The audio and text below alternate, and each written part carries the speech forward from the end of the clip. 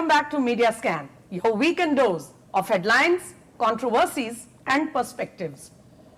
All through the week, if there was one strand that could be said was common to all headlines, that was graft or corruption. Agencies have done a massive crackdown on corruption.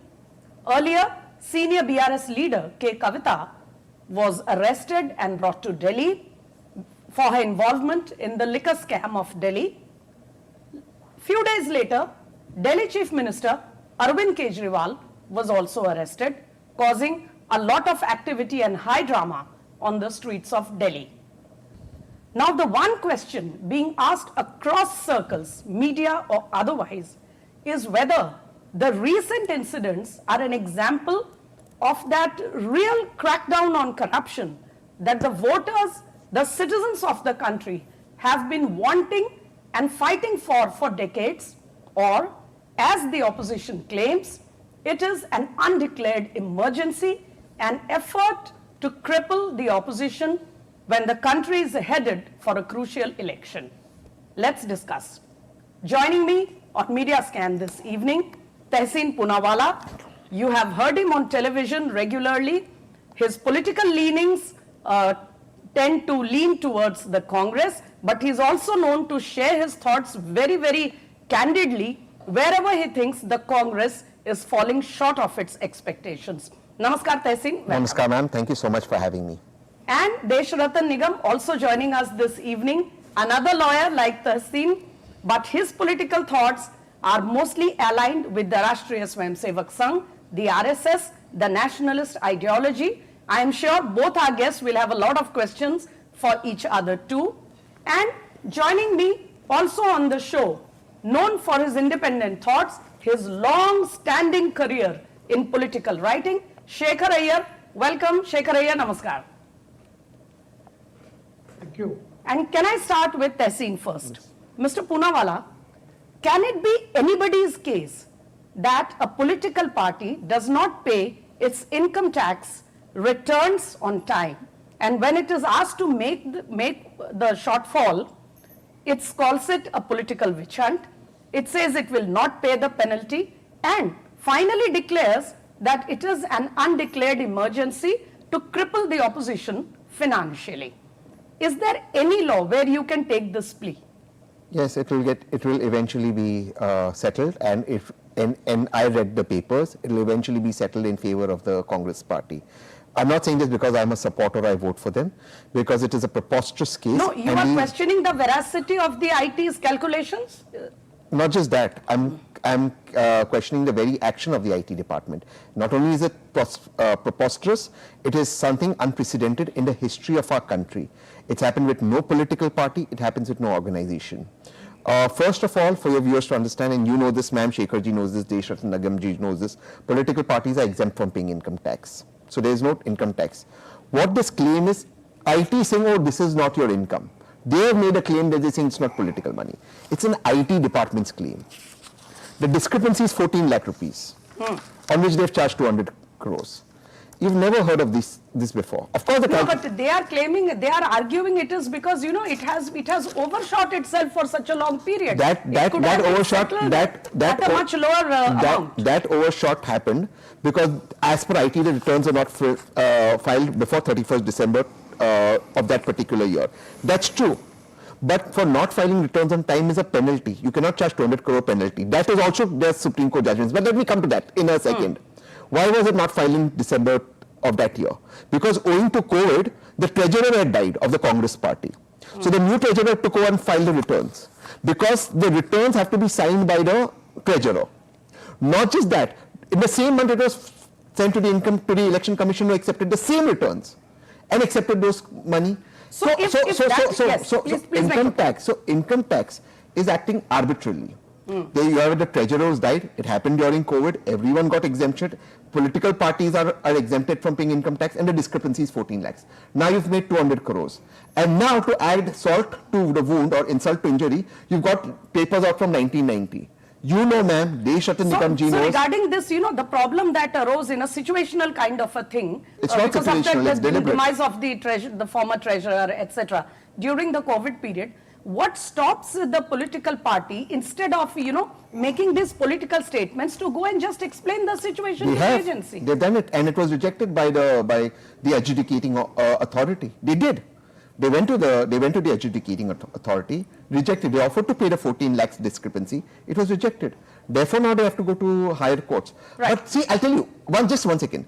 Eventually, they will get relief. But if I can't spend my money today, if my accounts are seized during an election time, that's not fair. That's not a level playing field. Okay. You can find all sort of correctness in technicalities. It's just not a level playing field. Right. Got the point. Deshratan Nigam, political journalists, former editors, current editors are writing that this election is no more a level playing field, as it should be in a democracy. As the opposition is saying, would you agree that the other emergency was perhaps better because it was at least officially proclaimed? Well, let me tell you, emergency was a different ball game altogether, where everybody was put behind bars just because Mrs. Indira Gandhi didn't like it and it did not suit them, the Congress. The present situation is being done under the law, a specific law passed by the Parliament. Now, you asked a specific question about income tax. The Congress had gone to the High Court, and High Court said, it is you who have created this mess. You are responsible for it because you did not respond to the first notice. Even second letter was not responded upon. Then they challenged it, the assessment was challenged before the Commissioner of Income Tax Appeals, and for that the precondition is that you have to deposit 20%. The fact is, in 2021 the first order had come, not responded. The fact remains, then they challenged before Commissioner of Appeals. There you have to deposit 20%. They did not. A very paltry small amount was deposited. They did not. And they dismissed on merit, not on the technical ground that you have not deposited. It was dismissed on merit. Then they went to Income Tax Appellate Tribunal. There also they did not get any relief. The courts have not given relief. Therefore, the question is, and this was for violation of 13A of the Income Tax Act. And the Congress was trying to take exemption again under section AD, 13 AD. The problem arises out here, if the cash deposits by individuals is up to 2,000 rupees, it is exempted. Yes. If it is more than 2,000 deposited by individuals, that exemption is not available. It is on that amount of 199 crore the assessment has been done.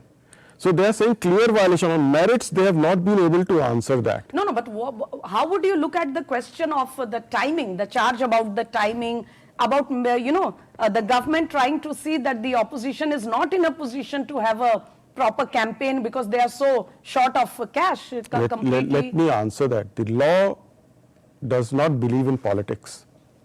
It works independent of the politics.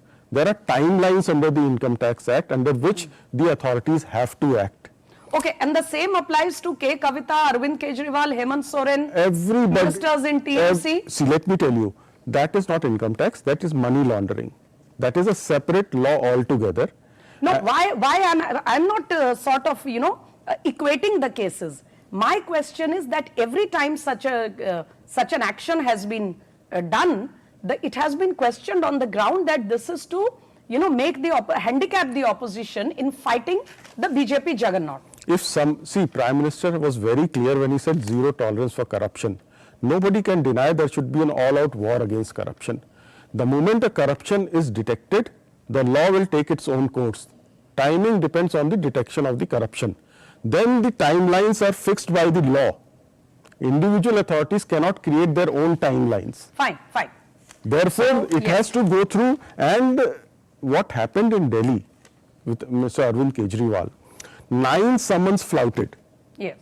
An ordinary person in a court, if flouts one summons or warrant, bailable warrants are issued, and next if he doesn't come, non-bailable warrants are issued. I'll come back to you on that, but just to add, Mr. Kejriwal actually had, termed the summons as illegal. He went to court against it. So you go to the court, but you can't say you will not obey the summons. Either you go to the court and take a relief from the court, but you can't say I will not obey the summons. They are illegal. In any case, now the situation has moved beyond that. Yes. I'll come to Shekhar Iyer here. Shekhar Iyer, Tehsin Poonawalla, you want to add something quickly? No, I just want to say one thing on this. I'll come on 13E later, but on Arvind Kejriwal summons, I'll tell you one case that happened.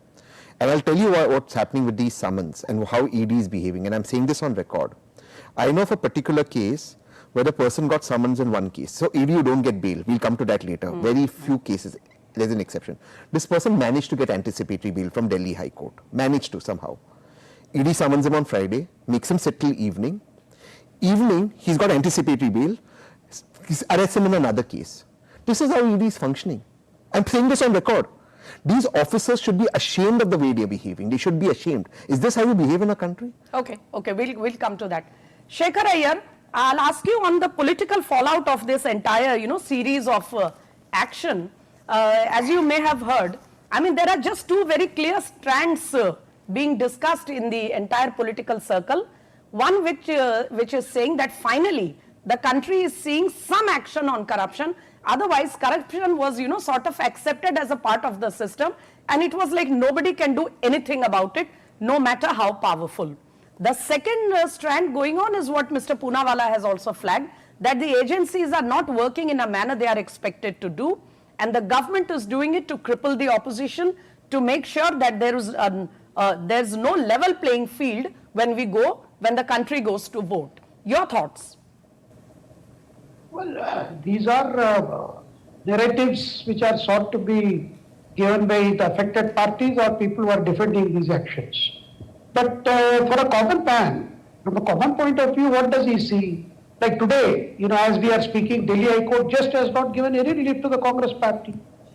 See, a political party which has been in power for a long time, which knows how the income tax departments function, there is no dearth of knowledge within the Congress party.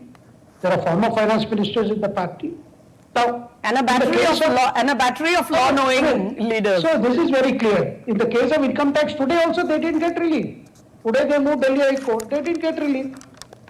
Now, I will say the opposition has crippled itself in a manner in which they chose the timeline of response for all these notices that were coming to them. I mean, even assuming, let's say, the whole agencies are being vindictive. But the question is now, take for instance Arvind Kejriwal. Who told him to go on not to respond to the summons? He has brought the calendar close to the elections, because everybody knew elections will take place in April, May. He himself wanted that he should not be required. He thought once the election thing rolls on, I mean once the election dates are set, that he had an impression that agencies are somehow, their hands are tied down. There is nothing in the law that says is your argument that the opposition never took the corruption cases seriously because it was never expected that corruption will be, acted upon so strongly? No, not that, Smita. They thought that if we make it an issue, perhaps we will get sympathy. See, the fact that now they say Arvind Kejriwal will not resign, he'll function from jail. So the whole idea is to evoke sympathy. Right. So two things, Mr. Poonawalla. First, your response to what Shekhar Iyer is pointing out. Anybody in the country, when they get summons or notices, they duly respond to the legal process. And if they are innocent, it takes a while and it gets sorted out. Politicians particularly would like the situation to escalate, and then, so that they can appear a martyr. Mr. Hemant Soren was summoned not less than 8 times before he decided to appear for the questioning. Likewise for Mr. Kejriwal. The question here is, are you not pushing agencies with your such behavior so that tomorrow you can, build up a charge about witch hunt or a political crackdown? Absolutely not. If, God forbid, you're summoned or he's summoned or I'm summoned, don't we have a fundamental right to know whether we are summoned as an accused or a witness or an approver? We have a right to know. The agency has to tell us how you're summoned. ED doesn't have to tell you. You know this? They don't have to tell you. You are at the mercy of the officer sitting there. Is this right in a democracy? So, ma'am, if you are summoned by ED, by police you have to know. By ED you don't have to know. Do you know, in the case I referred to earlier, ED says, no, we don't have to tell you why you are arrested. A 2-judge bench of the Supreme Court said, no, you have to give in writing why the person is arrested. Another 2-judge bench of the Supreme Court changed that. Said, no, you don't have to give in writing why the person is arrested. I'll tell you, wait, one second, ma'am. One second. The ED is draconian. Intrinsically flawed. Is not intrinsically flawed. That's a very big charge you are making. Not just flawed. is draconian, it's ultra-wise to our constitution, unfortunately held up by the Supreme Court of India. Okay, I have another question on daily politics, but yes. Let me explain to your viewers why. Let them know what I'm saying. Under the law, any person, legal jurisprudence is you are innocent until proven guilty. Under ED, you are guilty until proven innocent. Now, if you're guilty until proven innocent, the fact you have to prove. Please allow me. That is because of a law passed in Parliament, so which everybody agreed. So Parliament is not supreme. The Constitution of India is supreme. It was draconian law passed and upheld by the Supreme Court. And I say this on record. Now, please allow me to finish. So in ED, when you're arrested, you're guilty until proven innocent. Now, the twin condition is the court cannot give you bail until you are innocent. But how will the court be innocent? Because you don't go into the facts of the matter in the bail hearing. No, Deshratan Nigam. This is terrible. So PMLA, just like UAPA, you are actually guilty till proven innocent, and the onus lies on the accused or the person. But you don't go into the facts of the matter for bail. So he is saying that this was done with a certain thought in the interest of the country, but that is now being used to keep people in prison without giving them a chance to prove themselves, and then it goes on. I mean, that's a really big Just charge. 1 second, I'm so sorry, just 1 second. The intent of the ED laws that were passed, PMLA, by Vajpayee ji and subsequently notified when Congress was in government, the intent of the law was to fight hawala and transfer money of terrorism and drugs money. What is happening today? Do you know, ma'am, just one line, I'm so sorry, copyright is under ED? Copyright? Okay. So PMLA was drafted with a different intent, which is now being used to pressurize and for a witch hunt on opposition leaders or anybody who criticizes the government. See, this law came under UN resolution because of the drug money, and the Indian Parliament, being sovereign in its right for making laws for the country, they enlarged its scope, and various other offences, including terrorism and other scheduled offences which are given there, have been included in it. And this is Parliament can do it, and it has been upheld by the Supreme Court. It was affecting the society in a very drastic manner, like terrorism, drug menace and everything. They wanted to make a stringent law, very stringent law, so that it sends a message to the criminals. And therefore, such a stringent law, I will not use the word draconian, but stringent. And accordingly, the law was made. And today, can anybody deny that there should not be any war against corruption? Can anybody deny? No, even Tehseen cannot deny it. But everybody is saying that all these fellows are innocent without the trial being complete. Let the agencies do their own job. Bail is difficult here. There's no doubt about it under Section 45. They have made it very difficult, and rightly so, because the taxpayers' money is siphoned out. It is used in different things, and you get encouraged. In fact, all subsequent leaders also get encouraged to indulge in corruption and the drug money and everything which is there, which is affecting the society. So not making bail a very regular or an easy thing was actually supposed to act as a deterrent. Deterrent, yes. And therefore, the jurisprudence was changed. It's the French concept of jurisprudence, where you are guilty till proven innocent in certain cases which affect the society in such a manner that it can, make the society unstable. The basic ethos of democracy can be, thrown to dogs. So therefore, such a law has come. So misuse or otherwise, see, the best of the laws have been misused in this country, but that the courts will finally decide. Right. Shekhar Iyer, very straight question. It may be true that, for a moment, though I believe it is unfair on the officials who function in the agencies, to give such sweeping statements, but nevertheless, for a moment, one can fault the government for, for using the agencies or misusing rather. But when it goes to court, there are people who have been in jail under trials for 12 months, 13 months, 14 months. The courts in their wisdom have observed that the situation is such that there is more investigation required, bail cannot be given. Certainly the courts are not following any government messages or instructions. No, see, courts are going by individual cases that come before them. I mean, for us to assume that, there is some indications from the government or no indications from the government, those are in the area of assumptions. But the fact is, all these are top politicians. Now tell me, Smita, other than Jayalalitha who was convicted, and you saw the manner in which the court acted against her, has any politician faced in all these politicians? You look at in Tamil Nadu, There are politicians who are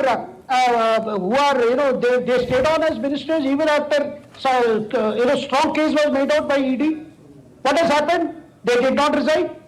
Now when they realize that they are not getting bail because they are continuing as ministers, even though they are in jail, they were advised by their councils to, okay, because of this you are not getting bail, so you resign. That is how Senthil Balaji resigned. I mean, our politicians are, you think that they are anyway, discouraged by the judicial process? No. They are the best of legal counsel. They are the best of, to go around the law. Okay, another related question. I don't know why. Yes. See, you tell me, there's a common citizen, a common businessman. When he faces these cases, does he get this kind of relief that these people have been getting? True. And they keep on saying that this is because of election. By some stage it has to come. No, but coming to the elections, Shekhar Iyer, there are ministers of the TMC who went to jail. There are people in Tamil Nadu, there are cases in Maharashtra, and of course here in the north in Delhi and Punjab even. Now in Punjab, the Aam Aadmi Party government put a senior Congress leader in jail for a case of graft. In Delhi, I remember the Congress party's very senior leaders of the state, they went to file a complaint, particularly naming Mr. Kejriwal that he is the actual kingpin of the liquor scam, he should be questioned. But now, Congress leaders have come out in solidarity, Mr. Lovely, Mr. Ajay Makan, Sandeep Dikshit, all of them have questioned the action on Arvind Kejriwal. So certainly, it seems that on this question of corruption or action on corruption, lot of political parties who have not been very chummy or close to each other are now coming together. How will this play out politically at the time of voting? Oh, you see, we had the situation of 77, where people conveyed their verdict for all that happened during those 19 months of the emergency. If similarly today public perception is, as claimed by the opposition, that they are being harassed, there is a democracy in danger, etc., they'll give their verdict. I mean, we are going to see, people will see. But what the people are generally feeling, that no politicians can ever be, put behind bars. They are the best of lawyers, they are the best of system, best of counsel. If at all they will be inside for a few months, and any politician worth his salt who goes into the jail bounces back. Mr. Poonawalla, let's come to the elections. I mean, when people are not getting bail, they are unable to explain their position legally when it comes to the question of graft. Do you really expect people will have a soft corner for those leaders when they see the impression that these people are accused of stealing the people's money? First of all, ma'am, there is no question of explaining their position, unable to explain. As I said and Deshatanji acknowledged, in a bail hearing, you don't go into facts of the matter. So what the agency says becomes the truth. The same agency, ED, said Kartikeya Chidambaram has a swimming pool somewhere, has a nightclub somewhere, has something. Have you seen it? Have they shown one evidence? They said DK Shivkumar, we recovered so much money. Have you found it? How much? What all they come up with statements? We have this lead, that lead. See, nothing is, they are not, what is their conversion? 0.5%. Now I know the government said 95% conversion. What is that 95%? Those 26 cases in UPA era, not in this era. Right now the conversion is 0.5. Why are they not able to prove the case? Because the process is the punishment. Ultimately nothing will happen. But what happens? You're in jail for 1 year, 2 years. For 1 year, Manish Sisodia hasn't got jail. Sanjaysingh. Should liberty be taken away this way? I'm not on the IT thing. I'm talking about ED. No, just a yes or no question. I'm talking about ED. Why is the Congress party now supporting Arvind Kejriwal? I'll come to that political. Shekhar ji, to make his point, I have so much respect for Shekhar ji, he's one of our best journalists. But to substantiate his points, he keeps going back to Jayalalitha and emergency. Is that where we want to go back to? Then that's great. Then let us all say New India is about what happened in emergency. Then let's accept that. Okay. Is that the best argument you can make? So how long can we keep going back to the past, Mr. Nigam? No, nobody is going to the past. The process here takes even time. I did not go back to the past. But I have to take a pot shot at you. Please clarify. You cannot. In 77, people punished Indira Gandhi for what she did to the opposition. If people feel that similarly injustice being done, they will do so again in 2024. That is all I am saying. Okay, fine. Actually giving encouragement to Tehsil. Yes, Mr. Nigam, if all big opposition leaders are in jail, they are being, taken to court every day. They have to argue their case, go back to jail. There are parties crying because their bank accounts are frozen, though there is a different report on that the accounts are not actually frozen. It's just taking of the lien. But the moot question is, somewhere there is only so much that you can justify. Beyond that, question may be raised that, and at this moment the narrative going on is, if all the surveys and all the reports and ground feedback is saying that the Modi government is coming back with a comfortable majority, perhaps maybe even an unprecedented majority in Lok Sabha, why would it need to, pick out on the opposition like this? So, Mr. Modi and all surveys are saying that he is coming with a thumping majority. Should the war on corruption stop? No. First question. Now, secondly, let me tell you, it's very... So, you are dissociating the action from the political And let me tell you, atmosphere. most of the CBI cases or most of the CBI or ED cases against Mayawati's account of Akhilesh's complaint or Congress's complaint, against Akhilesh because of Mayawati complaint, against TMC the Congress complaint, and Kejriwal also. You look at Pawan Khera's statement, Ajay Makan's statement, Arvind Lovely's or Sandeep Dikshit's statement. Now why have they come together? Just to defeat BJP. No ideological issues are here. It is only it's something majburi. For the survival they are coming together. They have attacked each other. The cases are because of the complaints by all of them against each other. So therefore, the hypocrisy is very clear about the opposition as to what is there on the ground, and voters of this country are very smart. When all these reels and are playing on social media, the past statements, everything, do you think the voters will not be able to discern as to whom to vote or not to vote? Okay. Mr. Poonawalla, I can allow only one line. Okay, if just one line. If Arvind Kejriwal ji is guilty without signing a single file, without holding any cabinet post, the final authority who signed the file was the LG. He never objected. Why is he not behind bars, the ex-LG? Okay, I think that will open a new. No, I can answer that. I can answer that. See, under He's a good lawyer. Under the Prevention of Corruption Act, the issue is that the Chief Minister deliberately does not keep any portfolio with himself to avoid the Prevention of Corruption Act, but takes the decision. But No, you are saying he preempted all this at the time when he took oath. Any good lawyer can advise you, because when the ED and Prevention of Corruption Act is functioning, you don't keep. Have you seen any Chief Minister not keeping a single portfolio with him? It is totally unprecedented, I agree, but I am afraid we'll have to wrap up the conversation here. There are a lot of issues, which come out of what you people have flagged or pointed out. Perhaps we'll find an opportunity to talk about them again in another episode. But viewers, after this very, very intelligent and very informative discussion, one or two things become very clear. First of all, as Mr. Nigam has pointed out, the agencies have their own timeline for action. They cannot be expected to sit tight if there is some election going on in the country, because they have to pursue their investigation and cases as per their timeline. But at the same time, corruption more than anything else is a subject which does play out in the political arena, and we will see it reflecting in the coming elections. Which way it goes is something we will have to wait for many more weeks before we are able to see what happens. Meanwhile, the crackdown on corruption continues, as does the debate in the political atmosphere. See you again next weekend with another interesting subject that is hogging the headlines through the week. Till then, namaskar.